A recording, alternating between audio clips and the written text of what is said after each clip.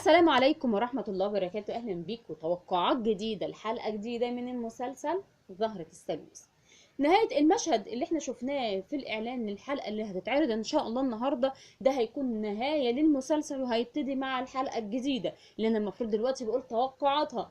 إن فيسون العمة اللي هي تبقى الأخت الصغرى لأصلان به الكبير لما هتجمع الكل وهتقول لهم ان ميران هو ابن هزار شاد اغلو ودرشا.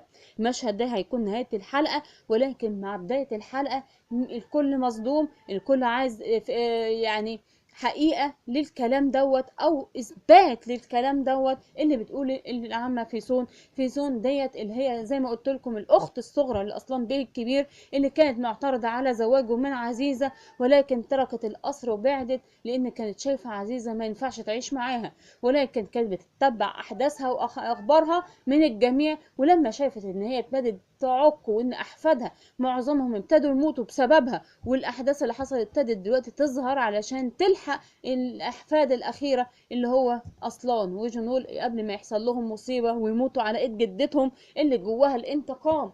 ولكن هل فيسون في ايديها دليل قوي علشان كده جمعت الجميع وقالت لهم الخبر دوت؟ اكيد ممكن واحتمال كبير رسالة قوية تكون وصلت لها او حد بعتها لها من دلشا زمان كانت بتثبت فيها ان ميران ابن هزار، او شريط كاسيت زي اللي كان في ايدين هزار وكان بيسمعه لكن طبعا ما سمعوش كله، واللي كانت فيه دلشا بتقول ان الولد اللي في بطنها هتسميه ميران. ولكن هنا ردة الفعل القوية لميران هتكون مصدوم جدا، زي ردة فعل ريان لما اكتشفت ان هزار مش ابوها، ولكن هنا العكس، ان هو اكتشف ان هو هزار ابوه الحقيقي. طبعا هنا ميران هيخرج من قصر وراه ريان وهيكون في صدمة شديدة جدا، مش عارف يصدقها ولا يكذبها ولا ايه اللي هيحصل. ولكن اول حاجة هتعملها في سون ان هي هتطرد عزيزة من القصر لان رجعت بقوة شديدة جدا، وهتترك معاها ابن احفاد عزيزة اصلا وجنول اللي هم انضموا معاها علشان ينتقموا من عزيزة.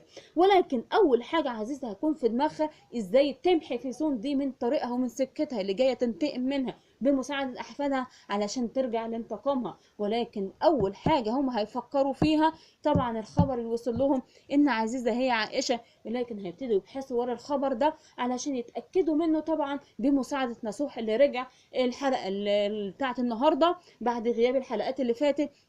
وهو راخر كمان هيبتدي يبحث عن الكلام دوت لان هو عايز يتاكد ليه عزيزه بتنتقم منه وهل ليها علاقه بعائشه ولا لا. ده كان توقعاتي، واهم نقطه طبعا قبل ما اختم الفيديو ان ميران هنا هيكون واخد موقف كبير جدا من هزار، مش بس ان هو ابوه لكن طبعا بسبب ان هو كان عارف الخبر دوت وما جاش قال له. ده كان توقعاتي، اشوفكم على خير، اقول لكم الى اللقاء.